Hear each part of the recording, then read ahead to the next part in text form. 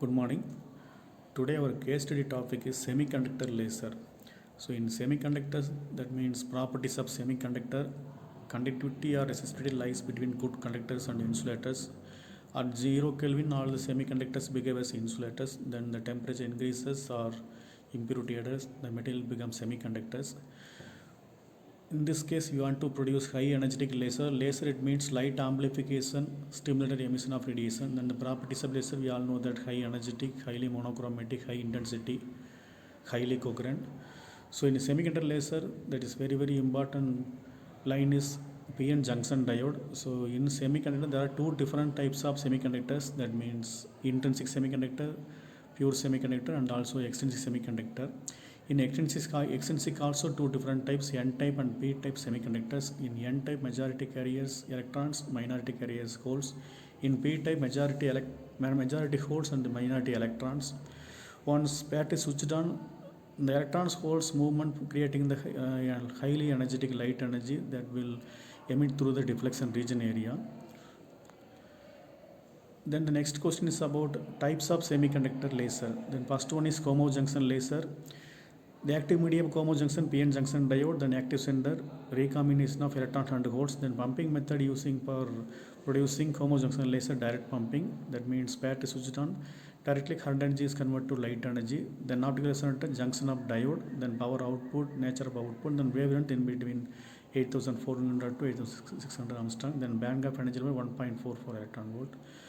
So that the left side the diagram shows that junctions by using different materials, for example gallium arsenide. Once this battery is switched on, the electrons holes recombination started. Once the energy is converted, the stimulated emission started producing high energetic light energy. The light energy emitted through the deflection region area. Then the principle of semiconductor laser, that is very simple. Conduction band and valence band. Initial state fully filled valence band. Once this battery switched on, electrons moving towards the conduction band. The electron in conduction band combines with the hole in the valence band.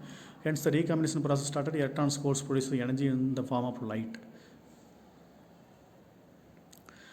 So gallium arsenide laser example for homojunction. So once junction, that means deflection region is polished with some materials, then by using different kind of coating, then finally that is switched on, the light energy is converted by using different level of recombination of holes and electrons. So finally we are the high energetic light is emitted through the deflection area.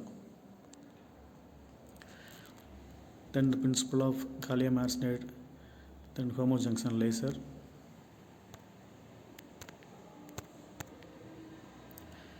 Then the working of semiconductor laser, the population inversion in a PN junctions is achieved by heavily doped PN materials, so that the Fermi level lies in the conduction and band of N-type within the valence band and P-type as shown in figure. If the junction is forward biased within the applied voltage nearly equal to the band gap voltage, direct conduction takes place due to high current energy. Active is generated near to deflection region. So the working principle very simple for semiconductor laser. Once battery switched on, the PN junction actively working with the recombination of holes and electrons. Finally the high energy electrons are producing high energy light beam. So the light energy emitted through the deflection area. So this process is required for high energetic current density. Then the advantages of semiconductor laser, it is easy to manufacture, the cost is low. Then disadvantages, low power output, then large divergence. Then output waves pulsar, sometimes continuous. Then second one is heterojunction laser. So heterojunction laser totally different from homojunction. So homojunction producing laser light with less energy, but heterojunction laser producing high energetic laser light. So major difference for homo and heterojunction is different kind of material used for heterojunction laser. So heterojunction laser is using by preparing different types of materials, that means layer 1, layer 2, 3, 4, so 5 different layers used for heterojunction laser. Then 3 different P materials, the N materials are using for producing recombination process. So finally the laser light emitted in between the layer 3 and 4, the layer 3 and 4 well polished. Once battery switched on, the layers working for producing high energetic light.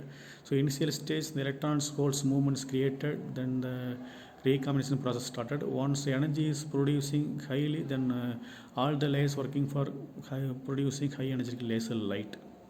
So both comb and heterojunction lasers have same level of active medium, that means p-n junction diode, then active center, recombination of holes and electrons.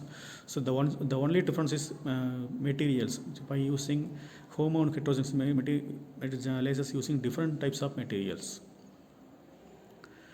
So the type of heterojunction, the name is heterojunction, active medium, same p-n junction diode, then active center, recombination of holes and electrons. The pumping method using for heterojunction, direct pumping, then power output 10 milliwatt, the nature of output, then wavelength, band gap energy 1.5 electron volt. So the electron in conduction band combines with the hole in the valence band, hence the recombination process started. So we all know that in semiconductor laser, the important title is stimulator emission and population inversion. So population inversion, it means number of atoms or molecules in the higher state E2 state is greater than ground state E1. So that electrons, holes, recombination process started. Once started, the energy is converted. Finally, the laser light beam emitted through the well polished reflector region. So the energy level in between ground state to excited state, that means valence band recombination process. Then we all know that on the same level of working process, 5 different type of layers by using heterojunction laser. The layer 1, layer 2, layer 3 doped with the B type material, then layer 4 and 5 doped with the N type material. Once recombination started, the energy is converted one by one, that means chain reaction. The electrons, holes, recombination producing laser light. The light energy is stimulated, that means laser photons, one photon converted to 2 photons, energy transport to 2 photons, then 2 into 4, 4 into 8, then multiple reactions created. So finally high energetic laser light beam emitted through the layer in between 3 and 4. Then the advantages, high power output. So compared with homojunction, heterojunction laser is highly energetic. So and the cost also totally different from homojunction. Cost is higher than homojunction. Then practical difficulties arise while growing the different types of layers. That means homojunction using on different materials, but heterojunction using layer by 1, 2, 3, 4, 5 layers. So layers coated with different types of P and N type materials, so that the cost is very high. Thank you.